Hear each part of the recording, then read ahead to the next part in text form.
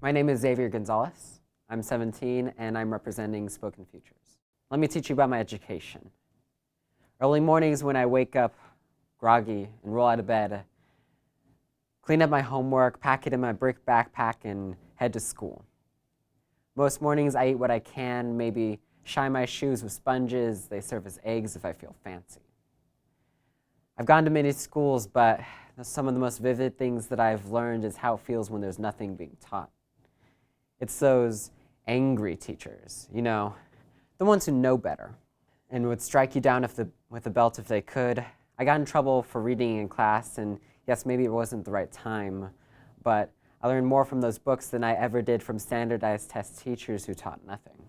I was writing stories after a time of hating to write and failing literature because the grammar I read hours a day, it didn't make sense. Not knowing the difference between an adjective and a verb and a noun. But I told stories so complete, I was prompted every day. Where's your homework, Zavier? It was a bit repetitive, but I just had to be creative. I bounced back and forth in schools I looked too white for, schools where rich kids win, kids who thought I was dumb for thinking their dyed hair was natural like maratas. I was months behind, so teachers just thought I didn't care. How foolish I felt for going to school for an education, kids with A's not knowing what the star system was when I had my head in the clouds and the stars. Reject the primary paints that I had mixed into peach that would be like an eraser for any mishaps on peach paper. Kids who would reject what I knew until they had to read it off of their own project because I couldn't be right. And as you move place to place, you see different sorts of demons in schools. Being homeschooled with a friend for 1 year was fine until I couldn't take another day of their angry grandma having to dumb down papers because she didn't understand what was being said.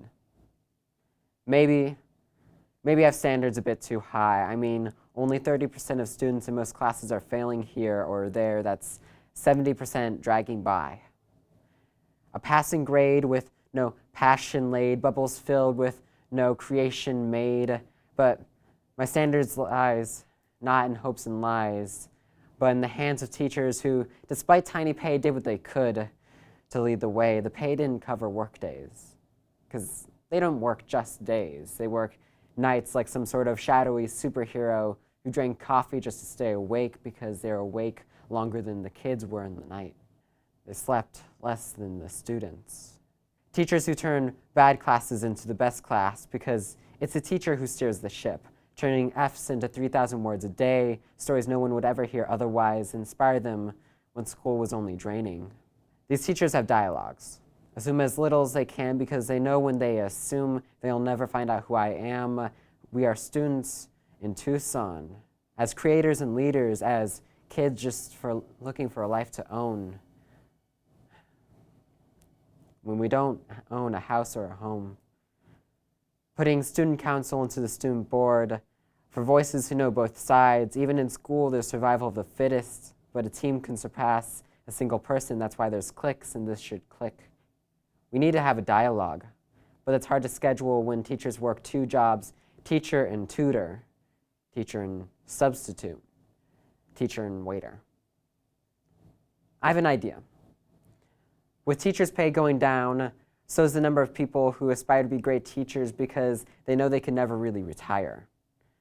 And see how tired the teachers are, see classrooms depleted of resources only to be paid by underpaid teachers. Change the pay. More than $3 over the living wage, nurse schools so students can succeed, so they can exceed past what has been determined in the past. Regardless of their class, teachers deserve respect because those who lead the future and those who teach can.